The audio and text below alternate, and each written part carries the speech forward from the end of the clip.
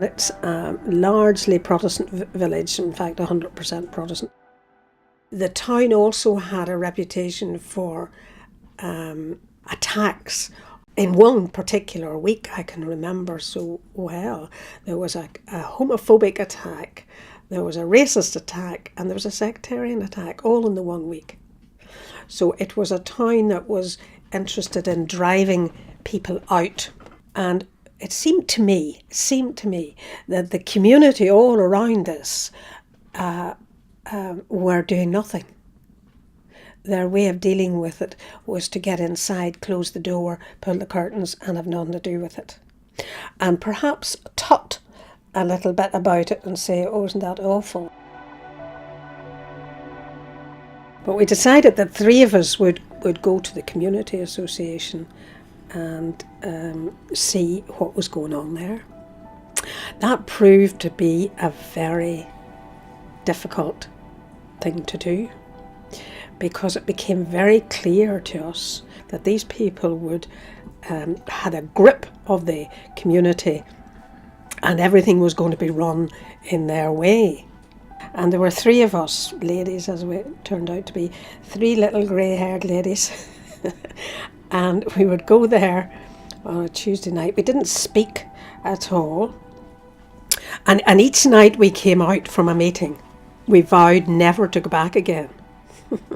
Never to go back again. But we stayed on. We went back, and we kept on going back, in spite of the fact that we hated it and felt uneasy. We felt that we were simply just a presence, if nothing else.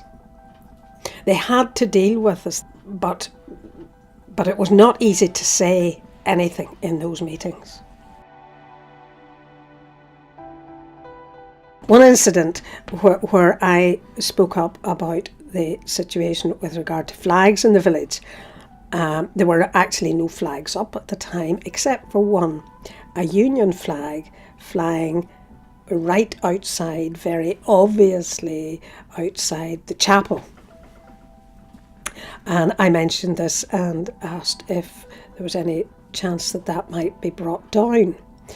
And that was not received well at all. And some people said it should be put further up the pole. And some said it was the flag of the country and that they could fly it wherever they wanted.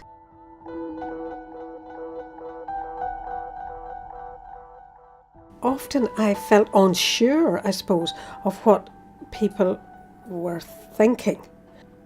And there's a wee line in a hymn somewhere that talks about, can you stand the hostile stare? And I felt there was hostile stares. I had to get involved some way. I maybe felt unsure that what I was doing was the right way, but I had to do something. It all comes from my belief in God and Christ and what Christ was all about, and how he was, as far as I'm concerned, an all-embracing person. He was all about his whole living and his whole life, and it was all about love and peace and reconciliation, particularly that word reconciliation, which is the hardest word of all and the hardest thing of all to do.